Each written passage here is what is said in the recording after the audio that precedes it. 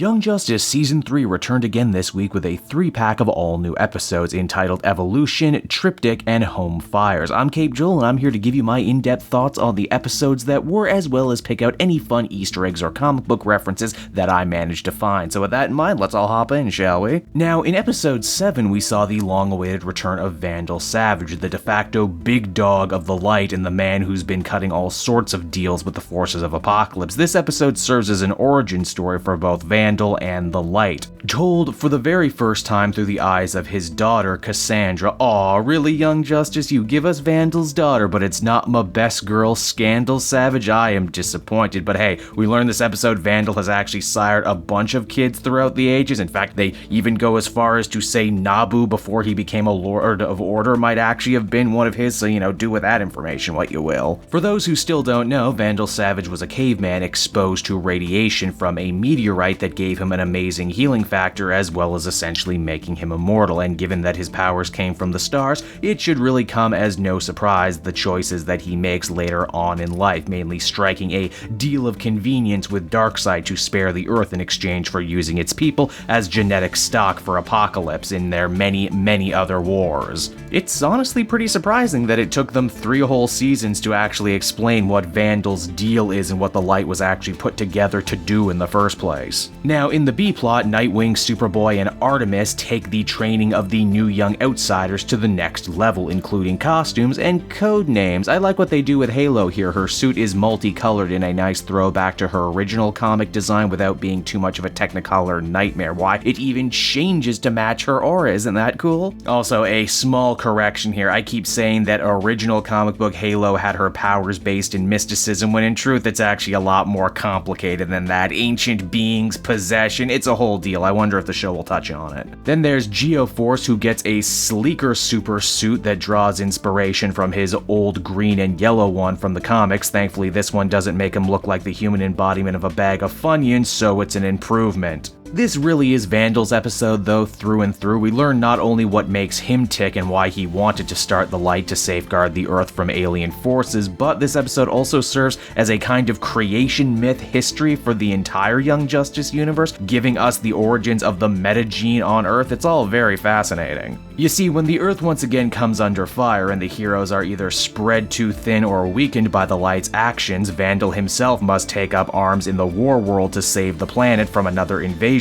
force right under the Justice League's very nose, something that historically he seems to have been doing for centuries. I did enjoy how they painted Vandal as a kind of twisted hero in his own right. It reminds me a lot of the characterization we got in the new 52 book Demon Knights, where he was basically Conan the Barbarian on a medieval Justice League. The real threat, as we discover, turns out to be Starro the Conqueror, one of DC Comics' oldest and most iconic aliens, but even the great Vandal can't seem to overcome this alone, and as such he's forced to ask a favor of Apocalypse, and favors with these guys are gonna have some pretty steep interest. Evolution truly paints a fascinating picture of Vandal. He's not your standard mustache-twirling villain as you may have first assumed. He has higher aspirations, and it's even implied that he plans to one day beat Darkseid and save the Earth. Of course, who he hurts along the way to that goal is another subject entirely. As we as the audience are reminded, he might not be all bad all the time, but he's still pretty brutal and not afraid of being seen as evil whatsoever. It's also probably important to mention too that this episode was dedicated to the memory of Miguel Free, the original voice actor for Vandal Savage, who sadly passed away before this newest season. From there we head on over to the middle episode for this week, and it was admittedly something of a strange one. It's called Triptych, which is literally defined as a work of art that is divided into 3 sections, and that is pretty much exactly what this episode was. Essentially, we get treated to a story involving 3 different super teams fighting 3 different problems, only to find out at the end that these stories were actually told out of sequence and that everything was actually connected by some unseen threads. This episode also serves as a showcase for what Batman Inc. has been up to after ditching the League. Tim Drake Robin is leading his own young super team in Gotham, made up of the likes of Stephanie Brown Spoiler and even Cassandra Cain in her newer comic book Guys the Orphan. And we know it's Cassandra too because she's good with a sword and totally mute, which must mean she's in the early stages of her career. Keep in mind that Tim Drake is doing all of this for Batman while he's supposed to also be a member of Young Justice's Alpha team under Miss Martian, which no doubt means that's what he and and Wonder Girl were getting into a fight about a few episodes back. Once again, these 3 stories mostly revolve around busting another metahuman trafficking ring, but unlike Bedlam, these guys don't make their own metahumans. They try to kidnap and control existing ones through nanotechnology provided by the Mad Hatter. Cheshire is caught up in all of this too, which means Artemis has an invested interest in not only hunting her down, but also trying to get her to visit her damn kid Leanne, or is it Leon? Characters seem to say it both ways now. The Croc Sisters were some of my favorites from the first 2 seasons, and it's nice to see their family soap opera continue to play out. This episode also treated us to what the current Justice League lineup looks like, with members such as Calderon, Aquaman, and even Rocket. Also, I haven't really talked about new designs very much since the first couple episodes, but I think it's worth mentioning. Putting sleeves on Sportsmaster kind of ruins his design. It's strange, right? In the end, it's revealed that Aquaman, Miss Martian, Batman, Wonder Woman, and even Nightwing have actually all been secretly working side by side, and the big Justice League breakup was all for show, allowing the good guys to work in the shadows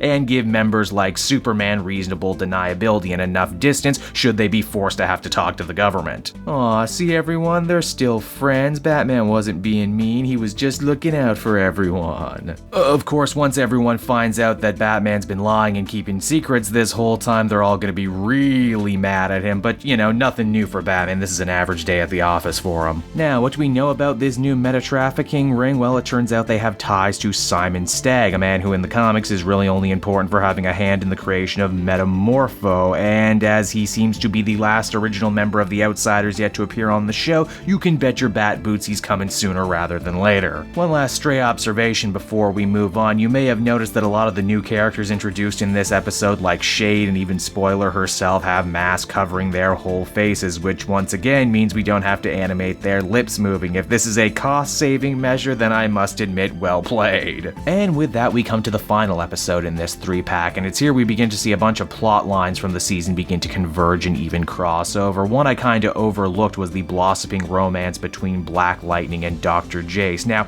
I don't know if doing the horizontal hula with the person you're supposed to be protecting makes you the best or worst bodyguard in history, but hey, it happened. And because their relationship took the next step, Jefferson tries all that harder to get Helga a meeting with the Outsiders, who she really does seem to view as her kid through the lens of a deadbeat mom trying to make amends. It's all very cute. This episode also seems to be the grand culmination of much of the training Nightwing and the original Young Justice team members have been offering. Their new trainees look the part, they have the code names, but how do they deal with unexpected surprises like an attack by the main man Lobo, who we can see has undergone a little bit of a redesign himself. His beard isn't as fancy and he's got a side cut now. Together, the students and their teachers must work together to overcome the Zarnian threat, and once again, poor Halo bites the dust. Man, she really is becoming the Kenny McCormick of this show, isn't she? This episode might also take the cake as being the most violent one to date. There's a ton of blood, both human and bug. Lobo even gets a finger cut off. But again, it works because none of the violence is gratuitous or played just for shock or mean-spirited, which I think is important, and ultimately the finale is played for laughs. All of that might be the meat of the episode, but I feel it was the potatoes that were much more interesting and much more filling. You see, Iris West Allen is hosting a play date for all the new super kids, including her own Tornado twins. But a veritable who's who of superheroes and their spawn end up showing up, including Mira and Lil Babby Aquaman Jr., who, hey, you got to live in this timeline, that's gotta be sweet. As well as probably the most surprising cameo so far, Lois Lane and Little John Kent the Superboy. Oh my Trigon, between this and Damian Wayne last week, we're maybe only 1 or 2 time skips away from an actual Super Sons. This happy, carefree, and joyous event is marred, however, by someone watching the families from afar with ill intent, and that person turns out to be, you'll never guess, Orm the Ocean Master. Wow, what a weird history this dude has had in this show. We saw him in season 1, played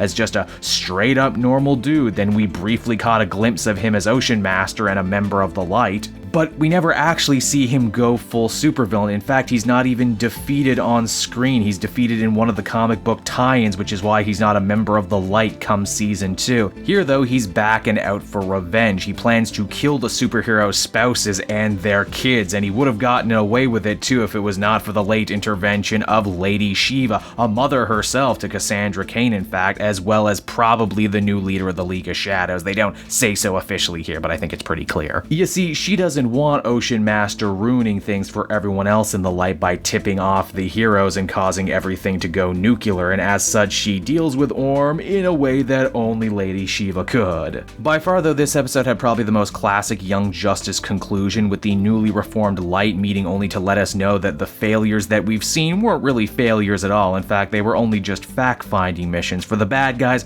already have an edge in the form of Granny Goodness, Darkseid's right-hand woman, and the person behind the good VR helmets that have been making the rounds on the show. It's so funny to see Granny Goodness rocking the same hiding in plain sight shtick as Glorious God, for yet on TV they play it like they're actually at odds with each other and not on the same team. It's almost like Godfrey knows he's such a Fox News style blowhard, and that the harder he works to make it seem like the VR headsets are bad, the more kids are actually gonna want them, which no doubt feeds into Apocalypse's overall plan for metahumans. And so that was Young Justice for another week, everyone, and overall I thought it to be even more of a mixed bag than last week. I would say Triptych might be my least favorite of the season so far, if only because it lacked so much focus, the animation in spots was questionable, and for an episode built around 3 stories, most of the stories were pretty similar. The real winner though is the Vandal Savage focused piece, even if it also seemed to try and cut costs here and there by having still images for the flashbacks. When it worked super hard. More plot threads are coming together, and it seems like the show is really taking advantage of its new life on streaming and not regular TV.